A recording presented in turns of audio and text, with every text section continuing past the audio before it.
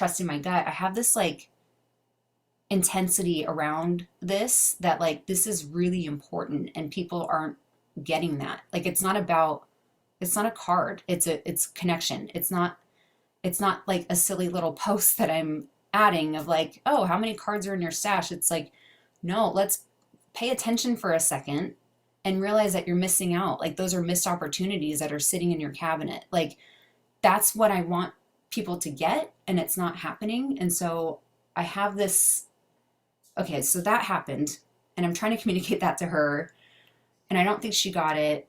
And yet, so we went down these other ideas of like in-person workshops and like just bringing people to a coffee shop. And I'm like, yes, yes, that could be a thing. Like, that's what I want. But like, I'm not, I think I was just like, I need to talk to Ashley because I know she'll get it.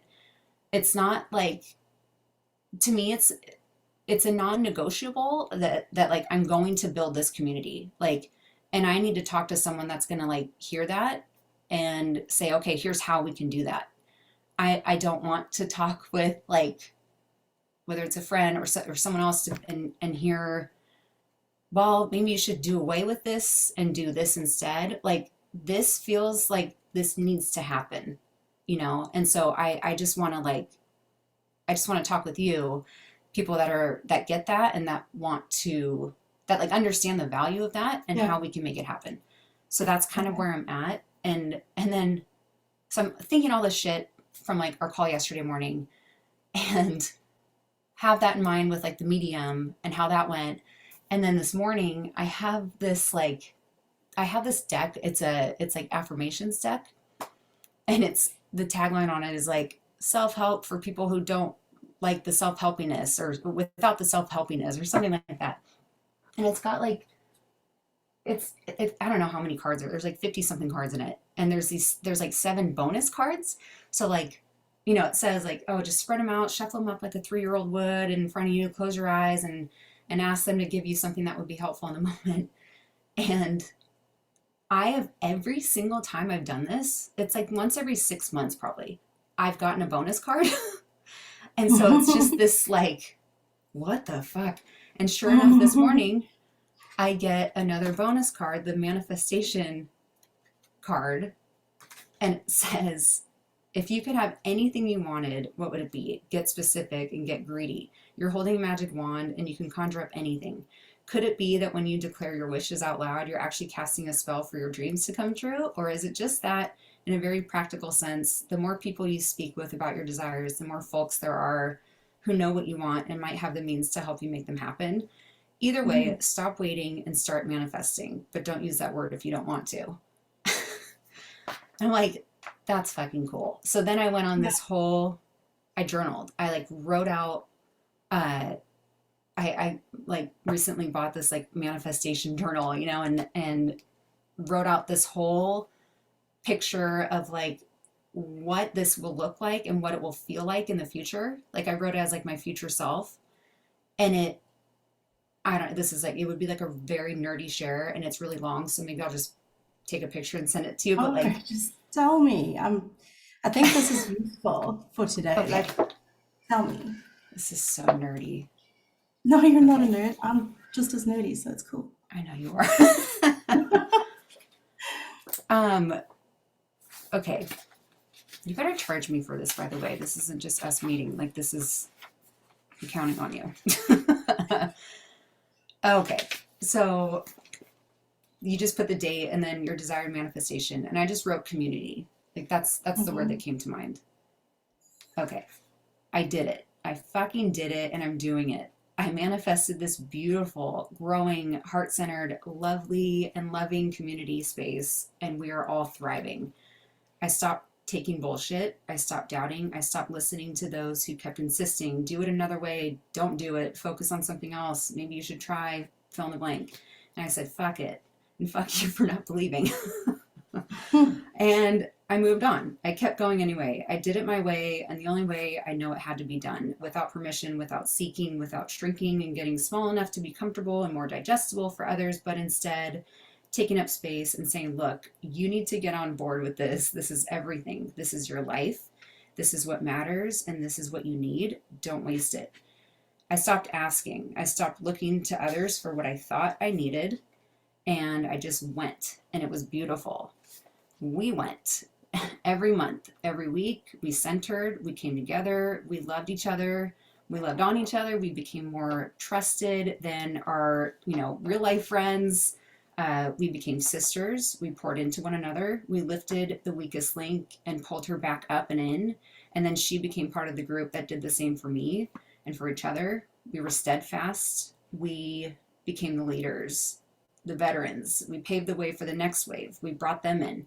They didn't know what to think of it at first, but then they got it. And they became as strong a part of our fabric as the others. And we lifted more up. We pulled them more in. We pulled them / more in, and it was beautiful. And we put each other up on pedestals. We cheered as if they were our victories because they were. We showed each other how to love, how to be loved. It became easy. It was so easy to pour that love onto others. It was like a cleansing waterfall when they were dying of thirst, and we brought more in. I just put in all caps, like we. I was just the witness. I was just there to witness it and be a sister like everyone else, but we did it, and we kept doing it, and we kept going. This community became our center, our proof that what we're doing with our one wild and precious lives was what made it fucking worth it. We realized our responsibilities on this earth to love, to serve, to give, to laugh, to express our minds and our hearts so that others never have to wonder. They never have to guess whether they were loved or not, because they knew, because we told them so much and so often that it was undeniable. We realized this responsibility and fully stepped into it with pride and enthusiasm. And we did so because we wanted that for ourselves. And by rising to this responsibility, this either life-ending or life-giving factor, like that's how I see this. We lived and we felt loved ourselves. A couple more pages. Told you this was long. And it was beautiful, and it is beautiful. It's changing the world. It's growing into a way to reset our communities. It's resetting our families after they've gotten off course. It's resetting ourselves and our goals when they've started to wander, when they've magnetized to distractions. It's detaching from the things that aren't important and recentering on what is. It's giving new life. My writing's messy. It's giving new life to everyone, one of us who's in it. And it wasn't unusual getting to this point. I did it from my desk, from the early mornings with the candle lit behind me, hearing the sound of its crackle, feeling its warmth, slowly heating my tired body from my toes on up through my very core, and these hands that have brilliantly captured my mind and heart and what others are needing me for, to be the facilitator of this beautiful group and this pure and grounded movement, this group. I did it without lighting myself on fire to keep others warm. I simply kept myself warm. I kept writing. I kept showing. I kept sharing. I kept gathering others to feel the warmth too.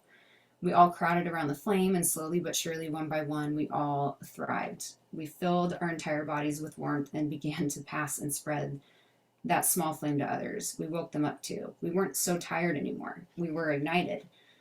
That heat and that warmth is what the hell does that say? That heat and that warmth is what, broke the magnetic bond to things that didn't matter. It's what brought us back to the middle and to each other. Like, what the fuck does that say? Oh, like flying over nights, or like flying over cities at night. We saw our cluster light up and grow, reaching thousands, and soon our light would reach everyone somehow. By mail, by love, by the ripple effects of kindness. It's been so magical, and it wasn't hard.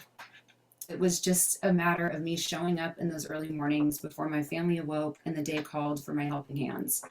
Before my girl and I snuggled up on the couch to start our day, it was easy. It was simple. It was just little bits of time here and there. It was one tiny spark and one lasting flame every morning and every day. And others caught on and watched the embers glow as they surrounded their warmth.